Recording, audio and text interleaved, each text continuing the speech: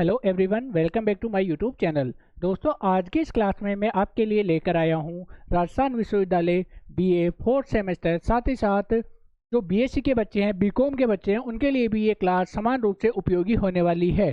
क्योंकि आज की इस क्लास में हम आपके लिए लेकर आए हैं एमडीसी पेपर से रिलेटेड एक महत्वपूर्ण विषय, जिसमें हम बात करेंगे Indian polity, government and administration, यानी कि पब्लिक एडमिनिस्ट्रेशन, लोक प्रशासन से संबंधित आपका ये एमडीसी का पेपर होने वाला है। और मैं आपको बता दूं कि ये थ्योरी का पेपर है। इसकी क्लास की सबसे बड़ी जो विशेषता है वो है कि एग्जाम के पॉइंट ऑफ व्यू से जो इम्पोर्टेंट क्वेश्चन है और एग्जाम का जो पैटर्न है उसके आधार पर मैंने ये पेपर तैयार किया है। और मैं आपको विश्वास दिलाता हूँ कि यह पेपर आपके मेन एग्जाम में ऐसे के ऐसे देखने को मिलेगा। तो चलिए शुरू करते हैं बिना किसी देरी के। वीडियो शुरू करने से पहले आप सबसे मेरा एक विनम्र निवेदन है, मैं विपरीत परिस्थितियों में होते हुए भी आपके लिए मेहनत करके ये क्लास लेकर आया हूँ, तो प्लीज़ आपका भी कर्तव्य बनता है कि इस क्लास को बिना स्किप किए, बिना स्पीड बढ़ाए लास्ट तक ज़रूर देखना और वीडियो को लाइक कर देना, चैनल को सब्सक्राइब कर देना। मैं उम्मीद रखूँगा आपसे कि अगर मेरे इस वीडियो पे 10,000 व्यूज़ आते हैं तो मुझे 9,000 सब्सक्राइबर्स मिल जाए। आप देख सकते हो मेरी स्थिति कैसी है, तो आप प्लीज़ एक बार ज़रूर सोचना। तो चलिए शुरू करते हैं एक एक क्वेश्चन। अगर कोई कमी रह जाती है तो प्लीज़ क्षमा करना। सबसे पहले हम देखते हैं शॉर्ट क्वेश्चन, यानी कि आपका जो एग्जाम का पैटर्न है, यहाँ पर दो प्रकार के क्वेश्चन आपको देखने को मिलेंगे। सबसे पहले वेरी शॉर्ट क्वेश्चन देखने को मिलेंगे और उसके बाद में आपको लॉन्ग क्वेश्चन देखने को मिलेंगे। शॉर्ट क्वेश्चन जो मिलेंगे आपको 10 क्वेश्चन मिलेंगे और लॉन्ग क्वेश्चन आपको 8 देखने को मिलेंगे। यहाँ पर हमने प्रत्येक यूनिट से 10 महत्वपूर्ण क्वेश्चन सेलेक्ट किए हैं। 4 यूनिट से 40 क्वेश्चन शॉर्ट है और 8 क्वेश्चन लॉन्ग है। तो देखिए, पहला क्वेश्चन है आपके लिए, राज्य यानी कि स्टेट क्या है। तो स्टेट क्या होता है, यानी कि एक ऐसा क्षेत्र जिसका एक निश्चित क्षेत्रफल होता है, यानी कि उसका आकार होता है, उसकी जनसंख्या होती है, उसका सरकार होता है या उसकी सरकार होती है और उसका सिस्टम होता है, उसके संसाधन होते हैं। इन सभी को संयुक्त रूप से राज्य की संज्ञा दी गई है। तो पहला क्वेश्चन आपका हो गया। तो राज्य क्या है, एक राजनीतिक संगठन है, ठीक है, यानी कि उसमें राजनीतिक क्रियाएं गठित होती है। नेक्स्ट हम बात करें राज्य के 4 प्रमुख तत्व कौन से हैं। तो राज्य के तत्वों में सबसे इंपॉर्टेंट आता है कि राज्य का क्षेत्रफल यानी कि आकार। दूसरी हम बात करें राज्य में रहने वाले लोग यानी कि जनसंख्या। अगर हम बात करें उन लोगों को सही तरीके से चलाने के लिए, कानून व्यवस्था को संचालित करने के लिए एक सरकार होती है, कार्यों को चलाने के लिए सरकार का गठन किया जाता है। और एक होती है संप्रभुता। साथ ही साथ हम शामिल कर सकते हैं कि राज्यों में उपलब्ध जो रिसोर्सेज होते हैं, संसाधन होते हैं, उनको भी राज्यों का अंग माना गया है। ठीक है, नेक्स्ट हम बात करें क्वेश्चन नंबर 3 की, संप्रभुता क्या होती है। अब इंपॉर्टेंट क्वेश्चन है कि संप्रभुता क्या होती है। राज्य की सर्वोच्च शक्ति को संप्रभुता कहते हैं। संप्रभुता यानी कि ऐसी शक्ति जिसके पास सर्वोच्च शक्ति है या उच्च शक्ति प्राप्त है, जिसके ऊपर कोई अन्य शक्ति नहीं होती। अगर हम बात करें भारत की, तो भारत में लोकतांत्रिक राज्य है। भारत एक लोकतांत्रिक राज्य है या गणराज्य है। यहाँ पर केंद्र सरकार होती है, लेकिन केंद्र सरकार पर या केंद्र सरकार के ऊपर नियंत्रण रखने के लिए राष्ट्रपति या उच्च न्यायालय का गठन किया गया है, यानी कि कोई अपनी मनमानी ना करे, इसके लिए इस पर रोक लगाने की व्यवस्था की गई है। लेकिन संप्रभुता क्या होती है, जिसके पास सभी शक्तियां हो, उसके ऊपर कोई और अन्य शक्ति ना हो। नेक्स्ट हम बात करें क्वेश्चन नंबर 4, लेजिस्लेटिव अफेयर्स क्या होते हैं। यह वह राज्य है जिसमें सरकार का हस्तक्षेप न्यूनतम होता है और आर्थिक गतिविधियां स्वतंत्र होती है, यानी कि ऐसे राज्य जिन पर राजनीतिक जो कंट्रोल होता है, सरकार का कंट्रोल होता है, वो बहुत कम होता है और जो आर्थिक गतिविधियां होती है, लेन देन से संबंधित जो गतिविधियां होती है, वो क्या होती है, स्वतंत्र रूप से क्रियाशील रहती है। नेक्स्ट हम बात करें कल्याणकारी राज्य, वेलफेयर स्टेट्स क्या है। कल्याणकारी राज्य नाम से स्पष्ट हो रहा है कि ऐसा राज्य जो नागरिकों के सामाजिक, आर्थिक और शैक्षिक विकास के लिए कार्य करता है, यानी कि ऐसा राज्य जो लोगों के सर्वांगीण विकास के लिए, या यूं कहे कि आर्थिक, सामाजिक, राजनीतिक और जो शिक्षा की दृष्टि से महत्वपूर्ण कदम है या पॉलिसी होती है उसको लागू करे और उनको लागू करने के साथ साथ उनके अनुसार कार्य भी करे। नेक्स्ट हम बात करें, नेक्स्ट क्वेश्चन है एकात्मक सरकार क्या होती है? तो एकात्मक सरकार ऐसी सरकार जिसमें सारी शक्तियां केंद्र सरकार में निहित हो, एकात्मक सरकार कहलाती है।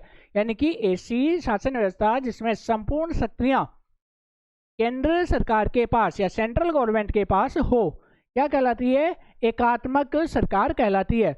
नेक्स्ट है संघीय यानी कि फेडरल सरकार की क्या विशेषता है? इसमें शक्तियों का विभाजन केंद्र और राज्यों के मध्य हो जाता है। जैसे कि हम भारत की बात करें तो भारत में क्या है? संघात्मक या संघीय शासन व्यवस्था है।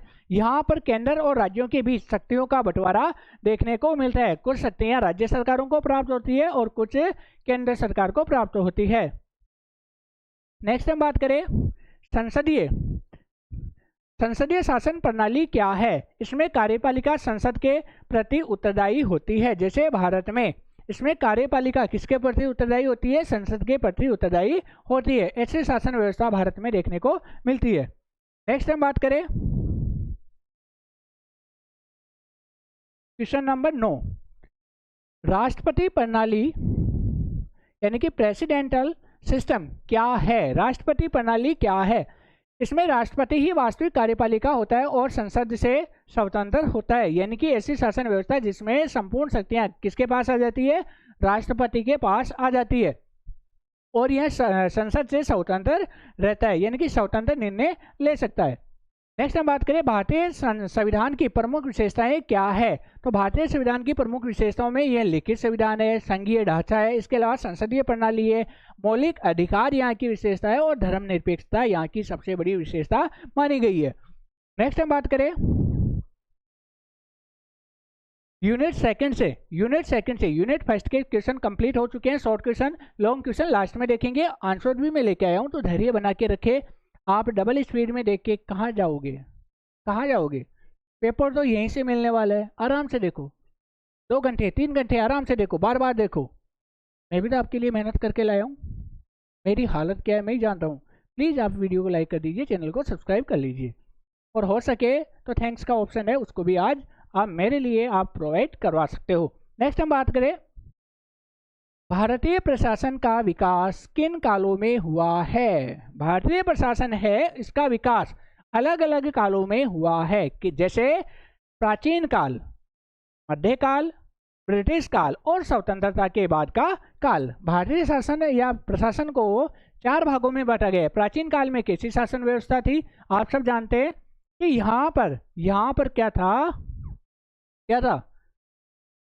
पढ़े लिखे लोग कम थे और जो पढ़े लिखे थे उनका अधिकार हुआ करता था और वो शासन प्रणाली किसी समय में अच्छी थी और ज़्यादातर समय में बहुत बुरी थी। नेक्स्ट हम बात करें मध्यकाल यानी कि राजा महाराजाओं का काल। यह सबसे गंदा काल माना जाता है। क्यों? क्योंकि यहाँ पर समाज को अलग अलग वर्गों में बांट दिया गया। नेक्स्ट हम बात करें ब्रिटिश काल। अब इस काल में शोषण तो हुआ लेकिन धार्मिक और सामाजिक सुधार बहुत ज़्यादा देखने को मिलता है। नेक्स्ट हम बात करें स्वतंत्रता के बाद। तो स्वतंत्रता के बाद जब भारत स्वतंत्र हुआ तो उस समय की स्थिति कैसी थी और आज की स्थिति कैसी है? जब हम स्वतंत्र हुए थे तो उस समय शासन व्यवस्था हमारे पास पहली बार आई थी, तो संपूर्ण शासन व्यवस्था को सही तरीके से लागू करने के लिए बहुत मशक्कत करनी पड़ी थी। नेक्स्ट हम बात करें यूनिट सेकंड का सेकंड क्वेश्चन, ब्रिटिश काल में प्रशासन की मुख्य विशेषता क्या थी? तो यहाँ पर ब्रिटिश काल में भारत की शासन व्यवस्था थी वो थी केंद्रीकरण और नौकरशाही का विकास। यानी कि संपूर्ण शक्तियाँ केंद्र के पास यानी कि ब्रिटिश शासन के पास और नौकरशाही का विकास देखने को मिलता है। नेक्स्ट क्वेश्चन है भारतीय प्रशासन में केंद्रीय कार्यपालिका से क्या अभिप्राय है? तो राष्ट्रपति, प्रधानमंत्री और मंत्रिपरिषद मिलकर केंद्रीय कार्यपालिका बनाते हैं। क्वेश्चन आ जाए केंद्रीय कार्यपालिका में सम्मिलित किए गए हैं। तो यहाँ पर आपको आंसर देना है राष्ट्रपति, प्रधानमंत्री और मंत्रिपरिषद मिलकर किसका निर्माण करते हैं? कार्यपालिका का निर्माण करते हैं। नेक्स्ट हम बात करें भारत के राष्ट्रपति का चुनाव कैसे होता है? तो भारत के राष्ट्रपति का चुनाव निर्वाचन मंडल द्वारा अप्रत्यक्ष चुनाव किया जाता है। नेक्स्ट हम बात करें प्रधानमंत्री की नियुक्ति कौन करता है? तो प्रेसिडेंट ऑफ इंडिया, भारत के राष्ट्रपति पीएम की, प्राइम मिनिस्टर की नियुक्ति कर रहे हैं। अब यहाँ जाए प्रधानमंत्री का चयन किया जाता है तो नियुक्ति होती है, ध्यान रखना, या फिर चुनाव होता है तो नियुक्ति की जाती है, ध्यान रखना इस चीज का। नेक्स्ट हम बात करें मंत्रिपरिषद, काउंसिल ऑफ मिनिस्ट्री क्या है? तो प्रधानमंत्री की सहायता करने वाले मंत्रियों का समूह क्या कहलाता है? मंत्रिपरिषद कहलाता है। लेकिन आज हम देखते हैं कि मंत्रिपरिषद चाहे कितना ही अच्छा काम कर ले, लेकिन सर्वोच्च शक्ति को ही क्या दी जाती है? प्राथमिकता दी जाती है। जैसे एक उदाहरण देता हूँ, भारतीय रेलवे के जो इंजीनियर्स है, वैज्ञानिक है, उन्होंने बहुत अच्छे से मेहनत की और एक अच्छा आविष्कार किया। जैसे मैं बात करूँ S2 हाइड्रोजन ट्रेन का आविष्कार। हालांकि हाइड्रोजन इंजन का निर्माण पहले हो चुका है और जब भाप से चलने वाला पहला इंजन बना था, जेम्स वाट महोदय ने किया था, तो उसी समय ये S2 यानी कि भाप से चलने वाला हो गया, तो ये उसकी शुरुआत उसी समय हो चुकी थी। लेकिन श्रेय किसको दिया जा रहा है? एक को दिया जा रहा है, जिसने उद्घाटन कर दिया उसको श्रेय दिया जा रहा है। भारतीय जो वैज्ञानिक है उनको श्रेय नहीं मिल रहा, तो ये थोड़ा सा गलत है मेरी नज़र से। इस श्रेय उन लोगों को मिलना चाहिए जिन्होंने इस काम को पूरा किया है। नेक्स्ट हम बात करें मंत्रिपरिषद किसके प्रति उत्तरदायी होता है? तो लोकसभा के प्रति मंत्रिपरिषद उत्तरदायी होता है।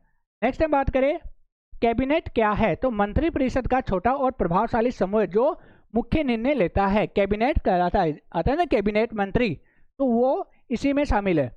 नेक्स्ट हम बात करें केंद्रीय सचिवालय, सेंट्रल सेक्रेटरीट का मुख्य कार्य क्या है? तो नीतियों का निर्माण और प्रशासनिक सहायता प्रदान करना ही केंद्रीय सचिवालय का मुख्य कार्य माना गया है।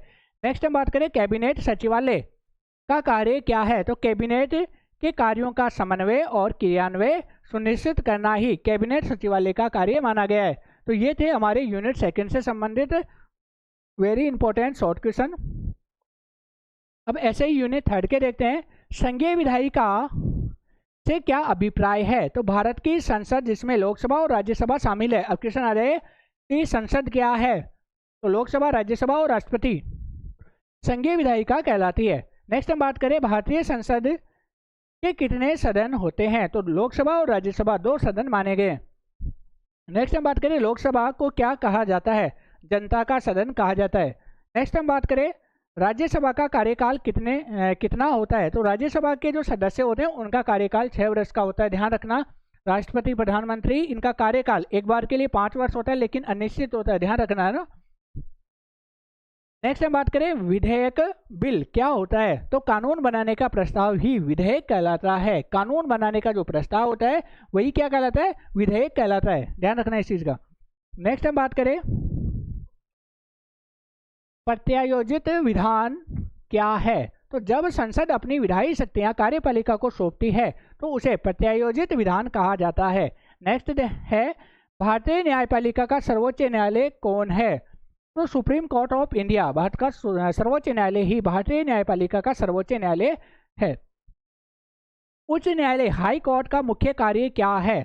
तो राज्य स्तर पर न्याय प्रदान करना, राज्य स्तर के जो मामले होते हैं उन पर निर्णय लेना और अधीनस्थ न्यायालयों की निगरानी करना, यानी कि जो हाई कोर्ट के अधीन न्यायालय आते हैं उनके ऊपर कंट्रोल रखना, नियंत्रण रखना भी इसका प्रमुख कार्य है। एक और इम्पोर्टेंट क्वेश्चन है न्यायिक पुनरावलोकन क्या है? तो न्यायिक पुनरावलोकन हमेशा ये पॉलिटिकल साइंस और पब्लिक एडमिनिस्ट्रेशन विषय में हर बार पूछा जाता है, तो ध्यान रखना यहाँ से शॉर्ट और लॉन्ग क्वेश्चन दोनों पूछे जा सकते हैं। न्यायालय द्वारा कानूनों की संवैधानिकता की जांच करना, तो न्यायालय के द्वारा कानूनों की संवैधानिक यानी कि उसमें कहीं संविधान का उल्लंघन तो नहीं किया गया है, कहीं गलत प्रावधान तो नहीं किया गया है, तो उसकी पुनः जांच करने के लिए जो कानून बना हुआ है उसे ही न्यायिक पुनरावलोकन कहा जाता है। नेक्स्ट है PIL, जनहित याचिका क्या है? ऐसी याचिका जो जनहित में किसी भी व्यक्ति द्वारा दायर की जा सकती है, यानी कि जनता के हितों के लिए अगर कोई याचिका दायर की जाती है तो उसे जनहित याचिका के नाम से जाना जाता है। नेक्स्ट हम बात करें यूनिट 4, अंतिम यूनिट है और अंतिम यूनिट के शॉर्ट क्वेश्चन है। इसके बाद हम देखेंगे लॉन्ग क्वेश्चन, प्रत्येक यूनिट बाय यूनिट, और उनके आंसर भी मैं लेकर आया हूँ। मैंने आपके लिए इतनी मेहनत की है तो आप भी एक छोटी सी मेहनत कर दो, वीडियो को लाइक कर दो, चैनल को फटाक से सब्सक्राइब कर लो और दोस्तों के साथ भी शेयर कर दो। भारत का निर्वाचन आयोग क्या है? इलेक्शन कमीशन ऑफ इंडिया एक संवैधानिक संस्था है जो स्वतंत्र एवं निष्पक्ष चुनाव करती है। चुनाव आयोग। अब आपकी क्या राय है भारतीय चुनाव आयोग को लेके? वर्तमान समय में क्या आपकी राय है वो कमेंट में जरूर करके बताना। क्या भारतीय चुनाव आयोग अभी वर्तमान में स्वतंत्र है? स्वतंत्र है तो कैसे?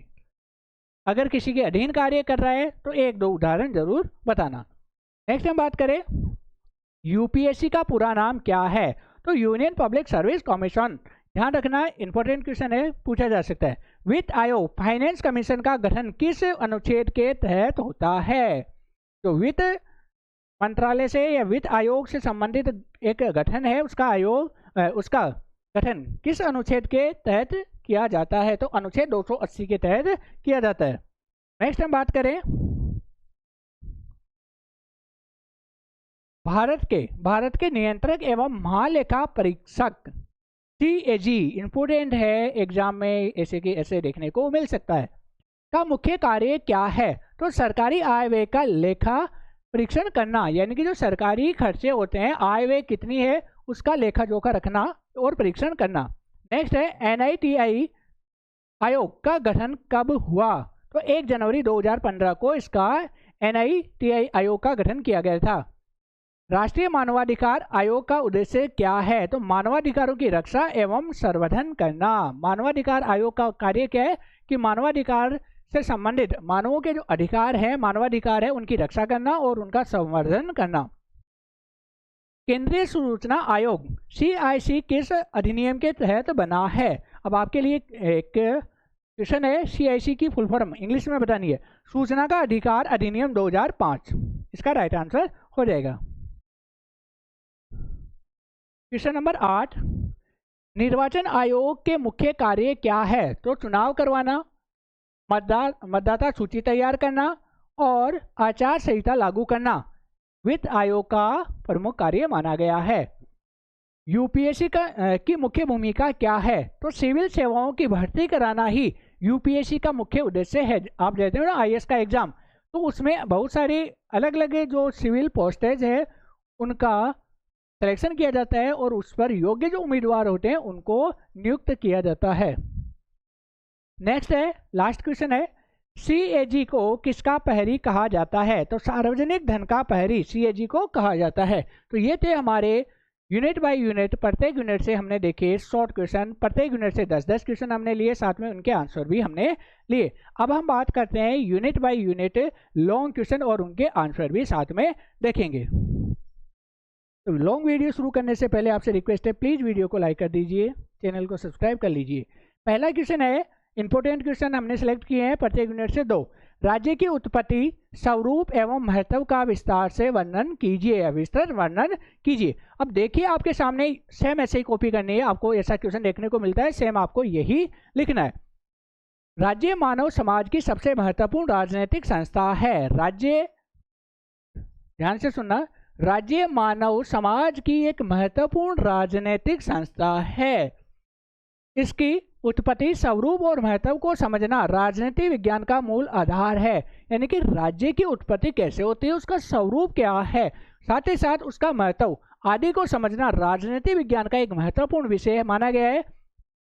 अब यहाँ पर हम बात करते हैं ओरिजिन ऑफ स्टेट, यानी कि राज्य की उत्पत्ति से संबंधित कुछ सिद्धांत कि किस प्रकार राज्यों की उत्पत्ति हुई। तो कुछ विद्वानों ने अपने अपने मत प्रस्तुत किए हैं, उनमें से हम कुछ का यहाँ पर अवलोकन करते हैं।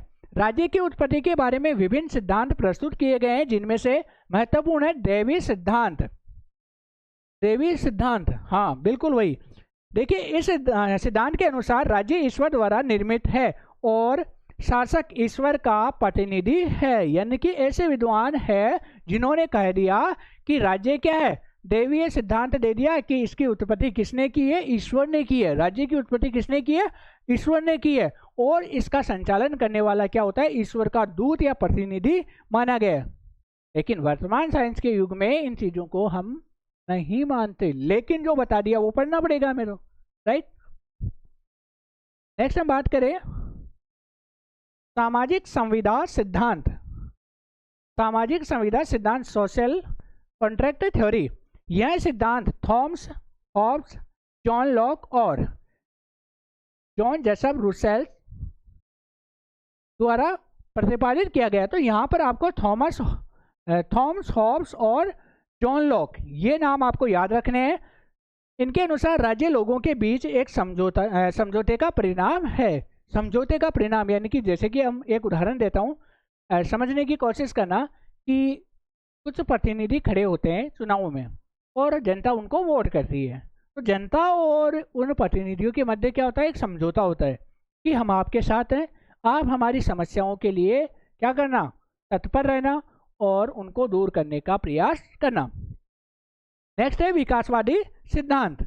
इस सिद्धांत के अनुसार राज्य धीरे धीरे परिवार, कबीलों और समाज के विकास से उत्पन्न हुआ। विकासवादी सिद्धांत क्या बताते हैं कि समय के साथ परिवर्तन होता है। पहले क्या होता है, धीरे धीरे एक छोटा परिवार होता है, फिर कबीला बनता है और वहीं बड़ा होके कोई समाज बन जाता है और समाज से ही फिर क्या होता है, यह विकास की प्रक्रिया जारी रहती है और राज्य का निर्माण होता है। ये बात तो फिर भी हमारे समझ में आती है कि हाँ ऐसा सही है। नेक्स्ट हम बात करें राज्य का स्वरूप। राज्य का स्वरूप कैसा होता है? देखिए, राज्य का स्वरूप समय के साथ बदलता रहता है। बिल्कुल सही बात है, समय के साथ राज्य के स्वरूप यानी कि आकार रूप में परिवर्तन देखने को मिलता है। प्राचीन राज्य सीमित कार्य, प्राचीन राज्य थे उनमें कार्य क्या थे, सीमित थे। आधुनिक राज्य व्यापक कार्य बड़े होते गए। लोकतांत्रिक राज्य जनता की भागीदारी, लोकतांत्रिक राज्यों में जैसे भारत है, भारत में जनता की भागीदारी महत्वपूर्ण मानी गई है। कल्याणकारी राज्य जनहित सर्वोपरि, कल्याणकारी जो राज्य होते हैं उनमें जनता का कल्याण ही सर्वोपरि सबसे ऊपर माना गया है। नेक्स्ट हम बात करें राज्य का महत्व, इंपॉर्टेंस ऑफ स्टेट। पहला है कानून और व्यवस्था बनाए रखना। राज्य का महत्व क्या है? कानून व्यवस्था को बनाए रखना। राज्य समाज में शांति और सुरक्षा सुनिश्चित करता है। राज्य मतलब जो सरकारें होती है वह समाज में शांति और सुरक्षा सुनिश्चित करती है, प्रदान करती है। नागरिकों के अधिकारों की रक्षा करना, नागरिकों के जो मौलिक अधिकार है उनकी रक्षा करना भी राज्य का कर्तव्य होता है। नेक्स्ट बात करें आर्थिक विकास, यानी कि लोगों को रोजगार के अवसर मिले और लोग अपनी आर्थिक स्थिति को सुदृढ़ कर सके। तो राज्य का कार्य होता है, राज्य का कर्तव्य बनता है कि लोगों को रोजगार के अवसर प्रदान करे। सामाजिक न्याय, गरीबी, बेरोजगारी और असमानता को कम करना राज्य का महत्वपूर्ण कार्य है। गरीबी को कम करना, बेरोजगारी को कम करना और असमानता को कम करना, यानी कि पूंजीवाद को बढ़ावा नहीं देना, बेरोजगारी कम करना ताकि लोगों की आर्थिक स्थिति मजबूत हो सके।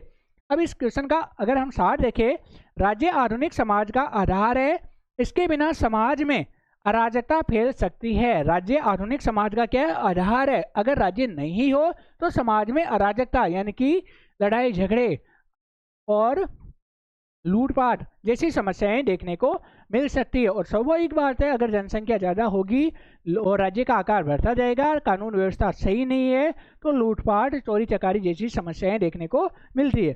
अभी यूनिट फर्स्ट का सेकंड क्वेश्चन देखते हैं। भारतीय संविधान की दार्शनिक आधारशिला एवं उसकी प्रमुख विशेषताओं का विस्तृत वर्णन कीजिए। तो भारतीय संविधान की दार्शनिक आधारशिला क्या है, उसकी प्रमुख विशेषताएं कौन कौन सी है, इनके बारे में आपको विस्तार से देना है। भारतीय संविधान विश्व के सबसे विस्तृत और लिखित संविधान में से एक है। बिल्कुल सत्य बात है कि भारतीय संविधान है विश्व का सबसे बड़ा संविधान है और लिखित संविधान है। यह भारत के राजनीतिक, सामाजिक और आर्थिक ढांचे को निर्धारित करता है। भारतीय संविधान भारत के आर्थिक, राजनीतिक, सामाजिक जो आधारशिला है उसको निर्धारित करता है। संवैधानिक जो मापदंड है उसी के आधार पर कानून व्यवस्था लागू की जाती है। पहला इसमें दार्शनिक आधार, भारतीय संविधान की दार्शनिक आधारशिला निम्न तत्वों द्वारा आधारित है। दार्शनिक आधार पर अगर भारत के संविधान को देखें तो निम्नलिखित बिंदु सामने आते हैं। पहला आता है लोकतंत्र यानी कि डेमोक्रेसी। भारत एक लोकतांत्रिक देश है जहां जनता सर्वोच्च होती है। बिल्कुल सही बात है, भारत एक लोकतांत्रिक गणराज्य है। यहाँ पर भारत की जनता ही सर्वोच्च होती है। यह सरकार बनाती है और यही सरकार हटाती है। नेक्स्ट हम बात करें इसी में आगे, धर्मनिरपेक्षता, सेक्युलरिज्म, राज्य सभी धर्मों के प्रति समान व्यवहार करता है। सभी धर्मों के प्रति एक समान व्यवहार रखना राज्य का कर्तव्य है। अगर आपको देखने को मिलता है कि राज्य या सरकारें किसी एक विशेष धर्म को टारगेट करती है या किसी एक धर्म विशेष को बढ़ावा देती है तो वह असंवैधानिक है। ध्यान रखना, यानी कि सरकार क्या कर रही है, संविधान का मिसयूज कर रही है और अपने अधिकारों का हनन कर रही है, यानी कि एक धर्म विशेष को बढ़ावा दे रही है और दूसरे तरफ हम बात करें तो किसी धर्म विशेष को टारगेट कर रही है, तो ये गलत है, असंवैधानिक है। नेक्स्ट है समाजवाद। समाजवाद सामाजिक और आर्थिक समानता सुनिश्चित करना। बिल्कुल सही बात है, सामाजिक और आर्थिक समानता सुनिश्चित करना भी राज्य सरकार का या केंद्र सरकार का कर्तव्य है। न्याय, सामाजिक आर्थिक और राजनीतिक न्याय प्रदान करना। स्वतंत्रता और समानता, हर नागरिकों को समान अवसर और स्वतंत्रता प्रदान की गई है।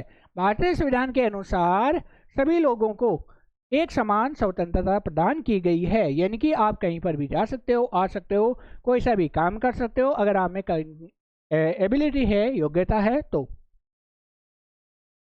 नेक्स्ट हम बात करें भारतीय संविधान की प्रमुख विशेषताएं। भारतीय संविधान की विशेषताएं, लिखित एवं विस्तृत संविधान, दुनिया का सबसे बड़ा है और लिखित संविधान है, बिल्कुल सही है। संघीय ढांचा, केंद्र और राज्य के बीच शक्तियों का विभाजन किया गया है। नेक्स्ट है संसदीय शासन प्रणाली, भारत में पार्लियामेंट्री सिस्टम ऑफ इंडिया लागू है। साथ ही साथ बात करें मौलिक अधिकार, फंडामेंटल राइट्स, नागरिकों को अधिकार प्रदान किए गए हैं। अब अधिकार कौन कौन से हैं अपने कमेंट करके जरूर बताना, आज पता चलेगा कि किस किस को पता है अपने अधिकार। नेक्स्ट है नीति निर्देशक तत्व, राज्य के नीति निर्माण के मार्गदर्शक सिद्धांत इसमें शामिल किए गए हैं। स्वतंत्र न्यायपालिका, न्यायपालिका स्वतंत्र और निष्पक्ष होती है। एकल नागरिकता, भारत में एक ही नागरिकता होती है, ऐसा नहीं कि राजस्थान का हूँ, मध्य प्रदेश का हूँ या यूपी का हूँ, अलग अलग राज्यों की अलग अलग नागरिकता नहीं है, एक समान नागरिकता है। हम क्या बोलते हैं, आई एम इंडियन, राइट बोलते हैं ना, या ऐसे बोलते हैं I am Rajasthani, I am Madhya Pradesh, ऐसा नहीं होता ना। और बिहारी क्या बोलेंगे, आई एम बिहारी, नहीं होता ना।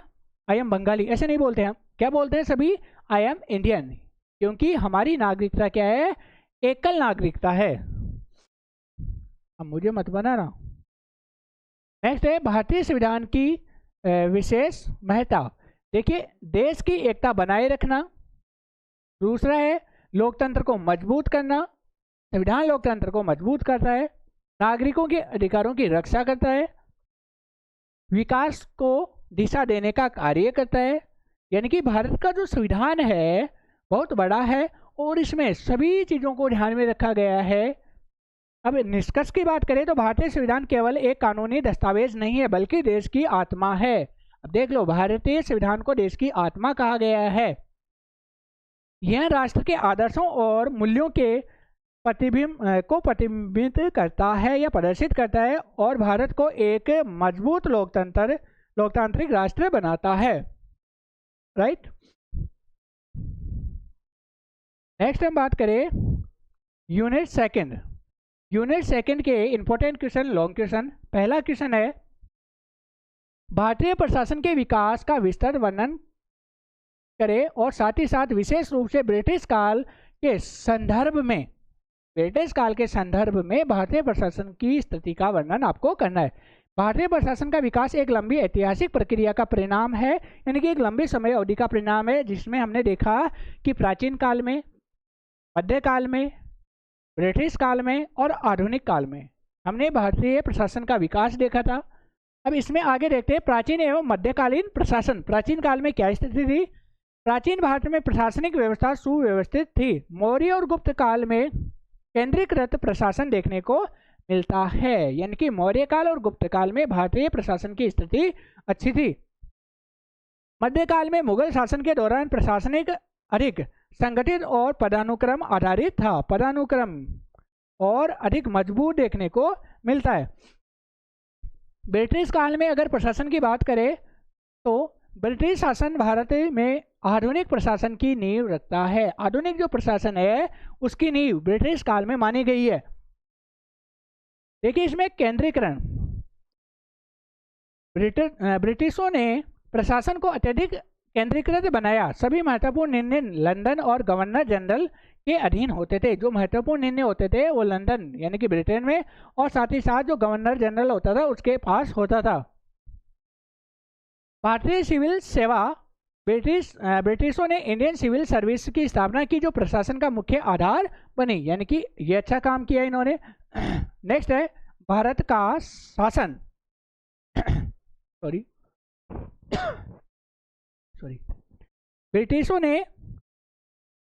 ब्रिटिशों ने विधि आधारित प्रशासन स्थापित किया। नेक्स्ट हम बात करें प्रशासनिक सुधार। इसके अलावा regulating act 1773, government of India act 1858, government of India act 1935, इन अधिनियमों ने प्रशासन को व्यवस्थित किया।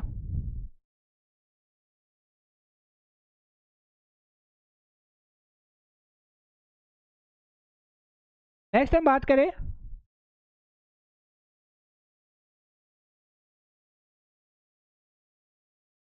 राजस्व और पुलिस प्रणाली कैसी है। तो देखिए यहाँ पे राजस्व संग्रह और कानून व्यवस्था के लिए मजबूत ढांचा बनाया गया। अब बात करें स्वतंत्रता के बाद का प्रशासन कैसा है।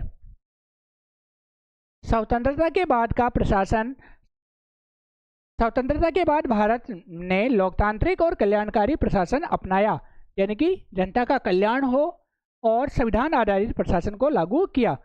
संविधान आधारित प्रशासन, संघीय ढांचा, लोक कल्याण पर विशेष जोर दिया गया। तो ये मैंने पॉइंट डाल दिए, इसमें आप 2-4 लाइन और लिख सकते हो। ठीक है। अगर निष्कर्ष की बात करें तो भारतीय प्रशासन का वर्तमान स्वरूप ब्रिटिश प्रशासन की देन है, लेकिन स्वतंत्रता के बाद इसमें लोकतांत्रिक और जनहितकारी बदलाव किए गए। यानी कि जो भारतीय प्रशासन है ये अंग्रेजों की देन हम कह सकते हैं, यानी कि अंग्रेजों ने इसकी नींव रखी। और स्वतंत्रता के बाद जो जनहित के मुद्दे थे उसे संविधान में संशोधन किए गए और कुछ जनहित के मुद्दों पर इसमें कुछ अलग किया गया। नेक्स्ट हम बात करें क्वेश्चन सेकंड, केंद्रीय कार्यपालिका और सेंट्रल ऑफ मिनिस्ट्री की संरचना एवं कार्यों केंद्रीय कार्यपालिका की संरचना और कार्यों का विस्तार से वर्णन कीजिए। तो भारत में केंद्रीय कार्यपालिका देश के प्रशासन का मुख्य अंग है। इसमें राष्ट्रपति, प्रधानमंत्री और मंत्रिपरिषद को शामिल किया गया है। अब राष्ट्रपति की बात करें तो भारत का राष्ट्रपति राज्य का संवैधानिक प्रमुख माना गया है। चुनाव अप्रत्यक्ष प्रणाली से होता है। आप लाइन में थ्योरी में लिखना है इन चीज़ों को, है ना। इसका जो कार्यकाल होता है, भारत के राष्ट्रपति का कार्यकाल 5 वर्ष का होता है। नेक्स्ट हम बात करें, सभी कार्य प्रधानमंत्री की सलाह पर करता है, यानी कि राष्ट्रपति जो भी कार्य करते हैं वो प्रधानमंत्री की सलाह पर करते हैं। नेक्स्ट हम बात करें प्राइम मिनिस्टर, भारत के वास्तविक कार्यपालिका प्रधानमंत्री होता है। क्लियर। राष्ट्रपति द्वारा इनकी नियुक्ति की जाती है। लोकसभा में बहुमत दल का नेता माना गया है। सरकार का प्रमुख होता है, मेजर होता है। नेक्स्ट हम बात करें मंत्रिपरिषद, यह प्रधानमंत्री की सहायता करती है और प्रशासन चलाती है। प्रधानमंत्री की सहायता और प्रशासन चलाने में भूमिका निभाती है। अगर प्रकार की बात करें मंत्रिपरिषद की तो यह 3 प्रकार के होते हैं। कौन कौन से? कैबिनेट मंत्री, राज्य मंत्री और उप मंत्री। राइट। अब यहाँ से भी छोटा क्वेश्चन बने तो आंसर आप चिपका देना।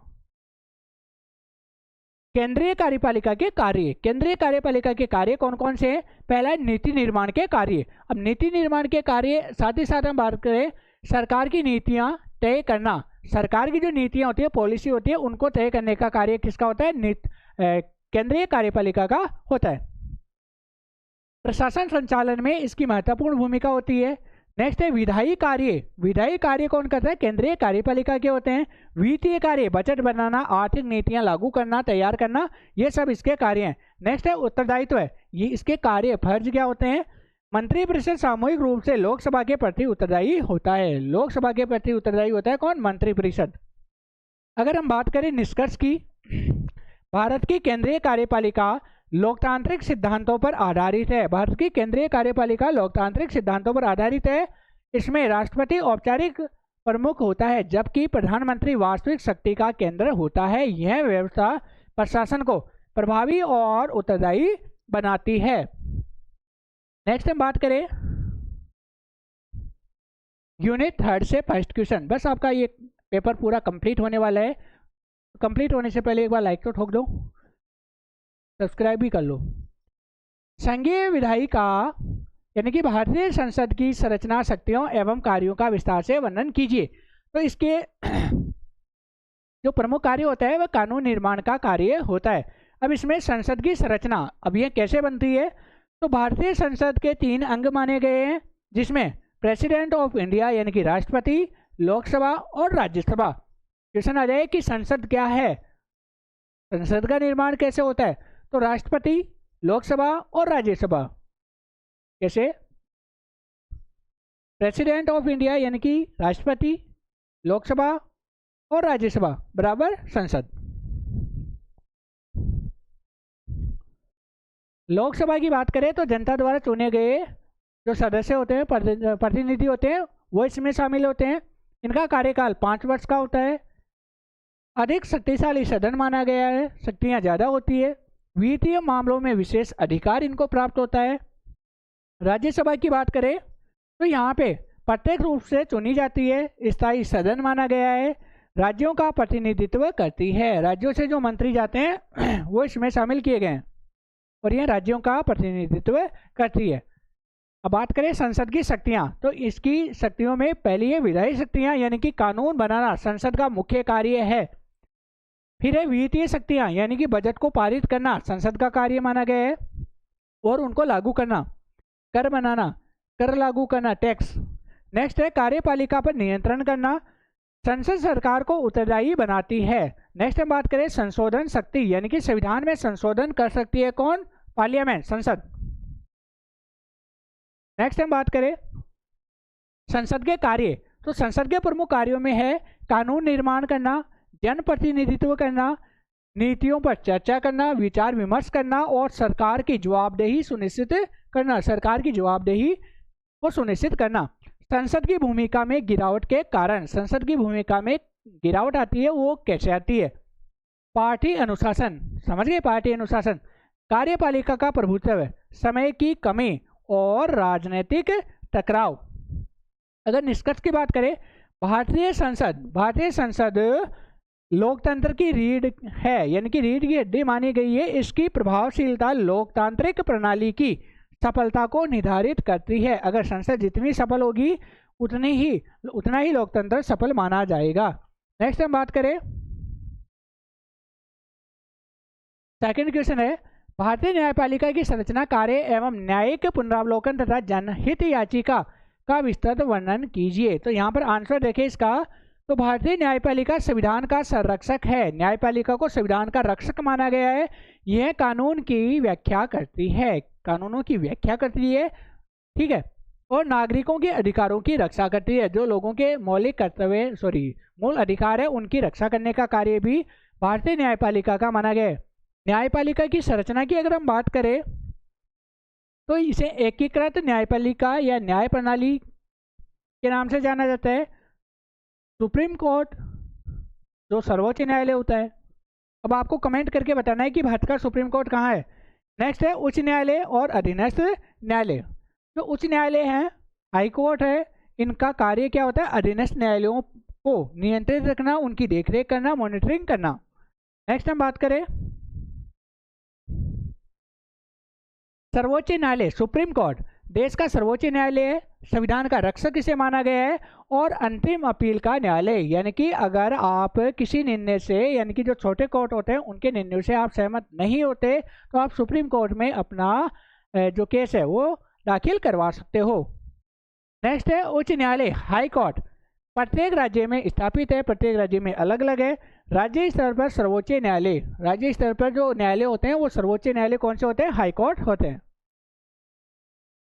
नेक्स्ट हम बात करें न्यायपालिका के कार्य। न्यायपालिका के कार्य क्या होते हैं? न्याय प्रदान करना, ठीक है, लोगों को न्याय प्रदान करना। नेक्स्ट है संविधान की रक्षा करना। अगर सरकार या जो सरकार ही बोलेंगे, सेंट्रल गवर्नमेंट होती है, वो अगर संविधान के विपक्ष कार्य करती है तो उन पर रोक लगाना भी किसका कार्य है? न्यायपालिका का है। संविधान की सर्वोच्चता बनाए रखना, अधिकारों की रक्षा करना, यानी कि मौलिक अधिकारों को सुरक्षित करना या उनकी रक्षा करना। नेक्स्ट है न्यायिक पुनरावलोकन। न्यायालय को यह अधिकार है कि वह संसद या राज्य द्वारा बनाए गए कानूनों की वैधता की जांच करे। यदि कोई कानून संविधान के विरुद्ध है तो उसे निरस्त किया जा सकता है। न्यायिक पुनरावलोकन में क्या होता है? न्यायालय को इतना अधिकार होता है कि संसद में जो कानून बन रहे, अगर न्यायपालिका को लगे कि यह कानून संविधान के खिलाफ है, संविधान का उल्लंघन करते हैं, तो कोर्ट क्या कर सकती है? उनको निरस्त कर सकती है, रद्द कर सकती है। यही न्यायिक पुनरावलोकन कहलाता है। नेक्स्ट है जनहित याचिका। देखिए, PIL न्यायपालिका की एक महत्वपूर्ण विशेषता है जिसके माध्यम से कोई भी व्यक्ति समाज के हित में न्यायालय का दरवाजा खटखटा सकता है। जनहित याचिका यानी कि कोई भी व्यक्ति अगर जनता के हित का कोई मुद्दा है तो उसको लेकर न्यायालय जा सकता है। महत्व क्या है? गरीबों को न्याय दिलाना, सामाजिक न्याय को बढ़ावा देना, प्रशासनिक जवाबदेही को मजबूत करना, ये इसके प्रमुख महत्व माने गए। नेक्स्ट हम बात करें न्यायपालिका की स्वतंत्रता। अब देखिए, न्यायपालिका की स्वतंत्रता, न्यायाधीशों की सुरक्षा, जो न्यायाधीश होते हैं, जज होते हैं, उनकी सुरक्षा करना, कार्यपालिका की स्वतंत्रता और निष्पक्ष निर्णय लेने का अधिकार किसको होता है? न्यायपालिका को होता है। अगर निष्कर्ष की बात करें तो भारतीय न्यायपालिका लोकतंत्र की आधारशिला मानी गई है। भारतीय न्यायपालिका लोकतंत्र की क्या मानी गई है? आधारशिला मानी गई है। न्यायिक पुनरावलोकन और PIL जैसे उपकरण इसे और अधिक प्रभावी बनाते हैं, मजबूत बनाते हैं, जिससे नागरिकों के अधिकार सुरक्षित रहते हैं। यानी कि ये दो PIL और न्यायिक पुनरावलोकन यह क्या करते हैं? इसे और मजबूत बनाते हैं, जिससे जनता के हितों की रक्षा होती है। अब बात आती है यूनिट 4 की, अंतिम यूनिट है, बस आपकी क्लास समाप्त होने वाली है जल्द। भारत के निर्वाचन आयोग और UPSC एवं वित्त आयोग की संरचना, शक्तियों एवं कार्यों का विस्तार से वर्णन कीजिए। तो यहां से आपको एक क्वेश्चन देखने को जरूर मिलेगा 100%, तो आप इसको नोट कर लीजिएगा। नेक्स्ट हम बात करें, ऐसे ही निर्वाचन आयोग है, इलेक्शन कमीशन ऑफ इंडिया के बारे में बताया गया है कि इसकी संरचना क्या होती है। इसका गठन अनुच्छेद 324 के तहत किया जाता है और इसकी संरचना निर्वाचन आयोग का मुख्य निर्वाचन आयुक्त और अन्य निर्वाचन आयुक्त होते हैं। इसकी नियुक्ति राष्ट्रपति द्वारा की जाती है। निर्वाचन आयोग का जो अध्यक्ष होता है उसकी नियुक्ति किसके द्वारा की जाती है? राष्ट्रपति के द्वारा की जाती है। अब इसकी शक्तियां क्या क्या है? चुनाव कार्यक्रम घोषित करना, ठीक है, राजनीतिक दलों को मान्यता देना, यानी कि जो पार्टियां होती है उनको मान्यता देना, चुनाव आचार संहिता लागू करना, निर्वाचन प्रक्रिया की निगरानी रखना, और इसके जो कार्य हैं लोकसभा, राज्यसभा और विधानसभा चुनाव कराना, मतदाता सूची तैयार करना, निष्पक्ष मतदान सुनिश्चित करना, यानी कि बिना भेदभाव के चुनाव करवाना। महत्व की बात करें, निर्वाचन आयोग लोकतंत्र का आधार स्तंभ है क्योंकि यह सुनिश्चित करता है कि सत्ता परिवर्तन शांतिपूर्ण और निष्पक्ष तरीके से हो। सत्ता परिवर्तन यानी कि सरकारें बदलती है तो वह शांतिपूर्वक हो, बिना किसी दंगों के हो। नेक्स्ट हम बात करें संघ लोक सेवा आयोग। ऐसे ही इसकी संरचना, एक अध्यक्ष होता है, अन्य सदस्यों की संख्या राष्ट्रपति निर्धारित करते हैं। इनकी शक्तियां सिविल सेवाएं, परीक्षाएं आयोजित कराना, नियुक्तियों पर सलाह देना, पदोन्नति, हस्तांतरण यानी कि ट्रांसफर करना इसके प्रमुख कार्य है, और परामर्श देना। नेक्स्ट हम बात करें कार्य, अगर देखें IAS, IPS, IFS जैसी सेवाओं के लिए चयन करना, सरकार को प्रभावी सुधारों पर सुझाव देना, और महत्व की बात करें UPSC प्रशासनिक दक्षता और निष्पक्षता सुनिश्चित करता है। यह मेरिट आधारित चयन प्रणाली को मजबूत बनाता है, यानी कि जो योग्य उम्मीदवार होते हैं उनका सिलेक्शन करने का कार्य इसका है। नेक्स्ट हम बात करें वित्त आयोग। ऐसे ही फाइनेंस कमीशन की बात करनी है। इसका अध्यक्ष कौन होता है, इसकी शक्तियां कौन कौन सी है, इनके बारे में आपको देखना है।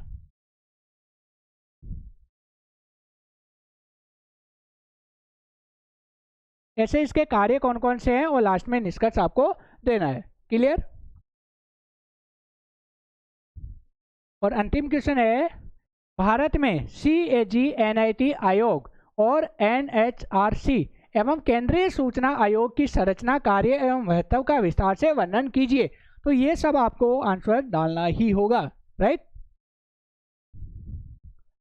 देखिए नियंत्रक एवं महालेखा परीक्षक, इसमें इसकी संरचना कैसी है, इसके कार्य कौन कौन से हैं, ये सब आपको थोड़ा सा थोड़ी टाइम में लिखना है। इनका आंसर लिख दोगे, इसमें तो एक्सपर्ट हो आप।